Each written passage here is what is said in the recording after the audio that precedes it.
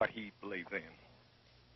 You know, I've admired H. Ross Perot for many years, you know, as a businessman, and I spent 22 years of my life after graduating from Fordham University at Arthur Anderson, and then I left at the age of 43 to run for Congress when people told me I was crazy, that there's no way that I could get elected because I did not ever run for office before.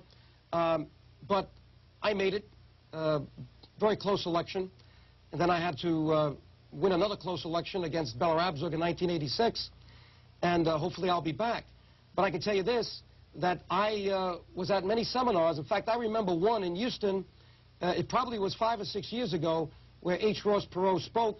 In fact, I was in Congress at the time, now that I remember, and there was a group of us down there at the Research Triangle, I believe that's the name of it, and I was very impressed with what he had to say as an American, as a successful American, as a businessman. And I had a habit of always taking notes when important people speak, and I was so impressed with some of the things that he said that I wrote those notes down on an index card, and I probably have it in my wallet right now. I'm not going to pull it out. But I remember him saying that, you know, America is the only place where a 28-year-old can come out of college or someone in the early 20s and go to Wall Street and shuffle paper around. And this is 5, 6 years ago, before the Milliken debacle, and make $400,000, and that's not productivity. And he had a good point. And he said, you know, America is the only place where, you know, you can be beat and go back if you're a corporation, and instead of doing something for real, you know, change the logo and change the cheerleaders and go back out and get beat again. And that's, I guess, the comment he was making on how we were not competing, at least properly, against countries like Japan. So I would tell you that he's got some very good ideas, and if nothing else, people like H. Ross Perot will bring, I think, good ideas to the debate.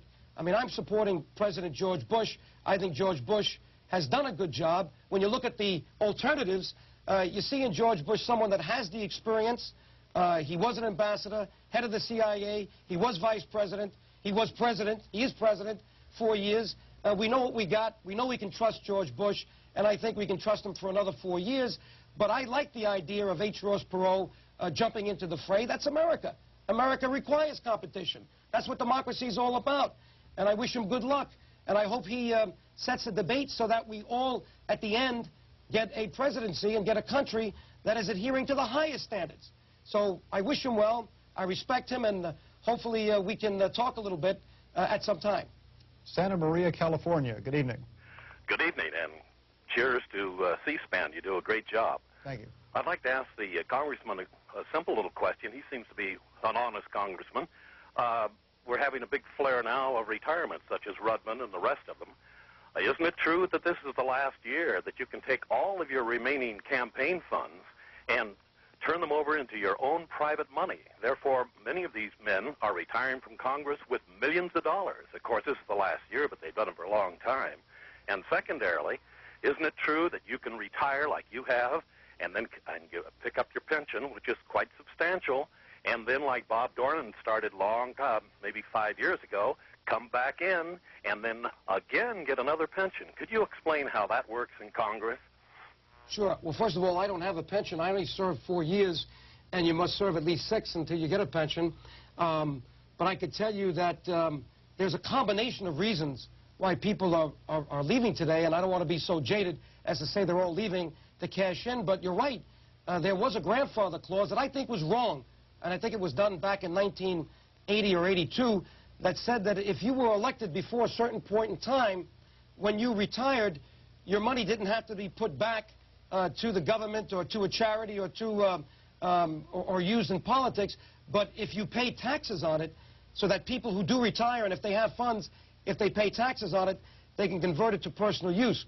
I didn't think that that was a good grandfather clause, and many people spoke against it, and I think that's the reason it was changed, with the heat of the congressional pay grab, which I voted against, you can be sure, and I can't imagine how Congress could have voted there. Not that they don't deserve to be paid more, but not the way they did it, and not when they did it, with all those deficits. I think there was a better way to do it.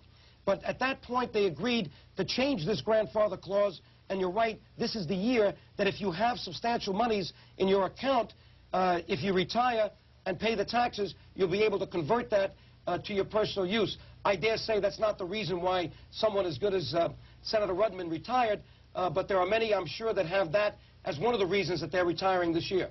Basking Ridge, New Jersey. Good evening. Hi. I have a comment and a question.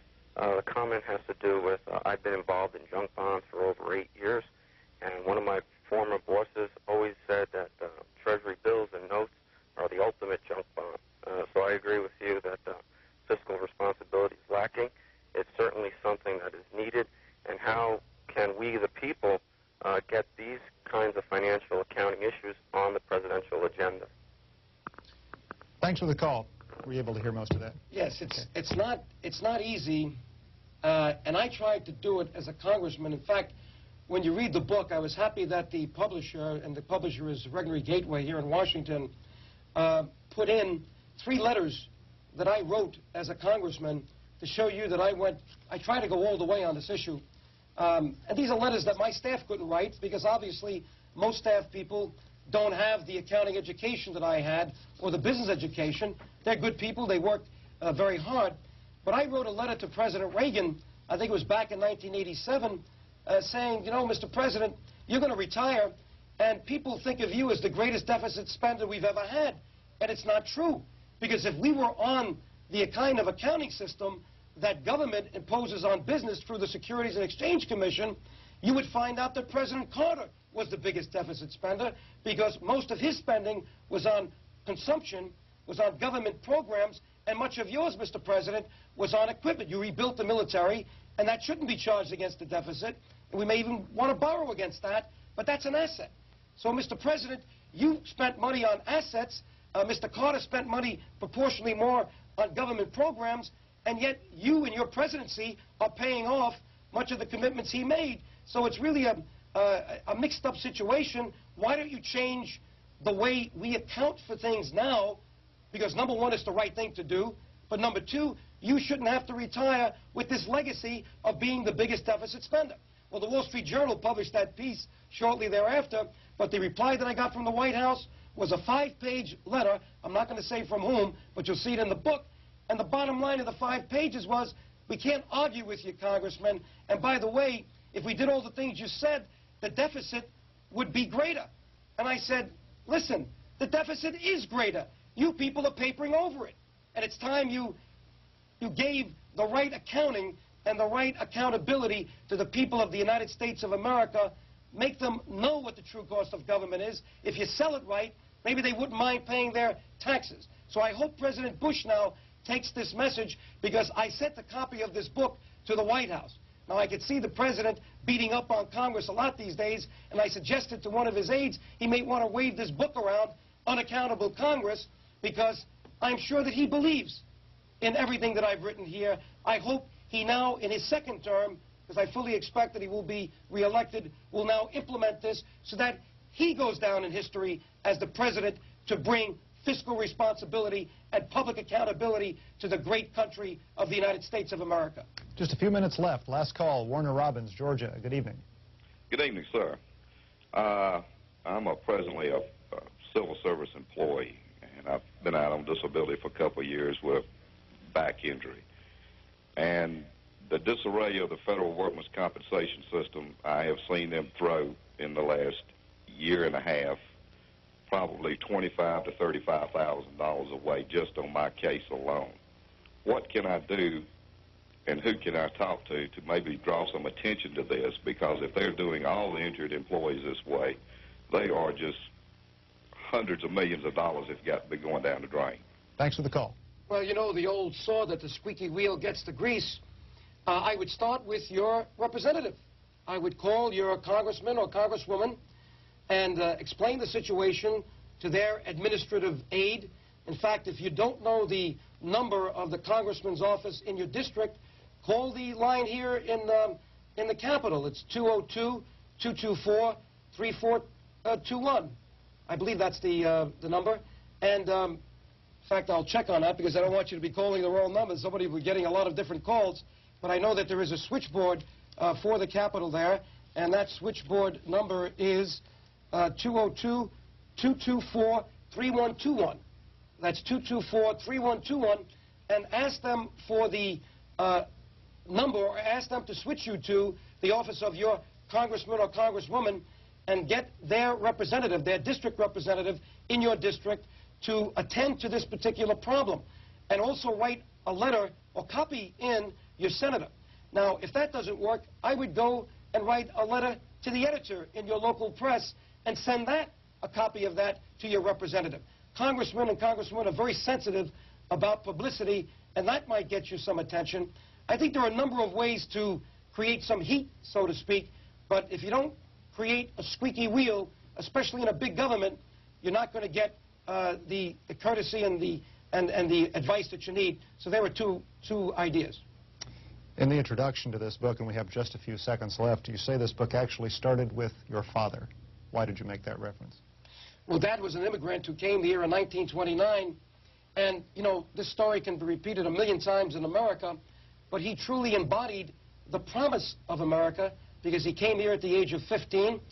He was an ethnic Albanian, born in Italy, came here in the middle of the Depression, couldn't speak a word of English, had to support his 3 sisters and his mother. His father was ill, and yet he somehow found a way to open up a vegetable stand in Harlem.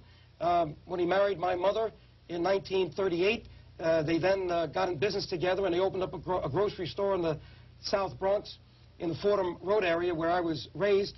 And, you know, I'm proud of America that it would give my parents, you know, immigrants, the opportunity to help themselves. And that's what I see in America. Not a government program. Certainly we have to help those people who really need our help. But I think there are too many people who are getting our help that are being hurt by it because we're robbing them of their dignity and their self-esteem. We're warehousing homeless people today in motels. Is that an example to set for their kids? These are the kids that are growing up in the next generation that are committing all kinds of crimes. You know why? They don't have the role model that I had. They didn't have a family that stayed together, most of them, and government is no substitute for a broken-up family. We have to do things. We have to create laws that keep the family together.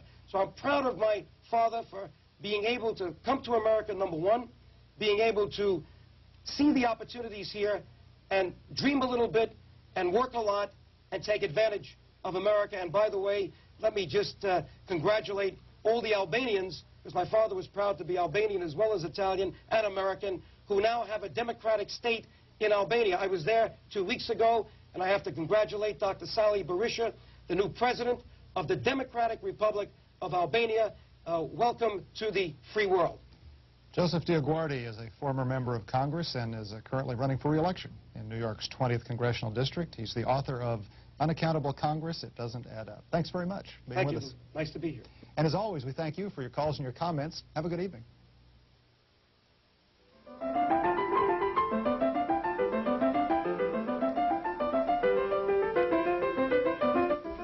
Here's a reminder to join us tomorrow for a live call-in program with Dr. Antonia Novello, the U.S. Surgeon General. She'll be here to take your comments and questions tomorrow at 8 a.m. Eastern Time. Next, we'll update our program schedule. Then it's a look at the U.S. District Court in New York.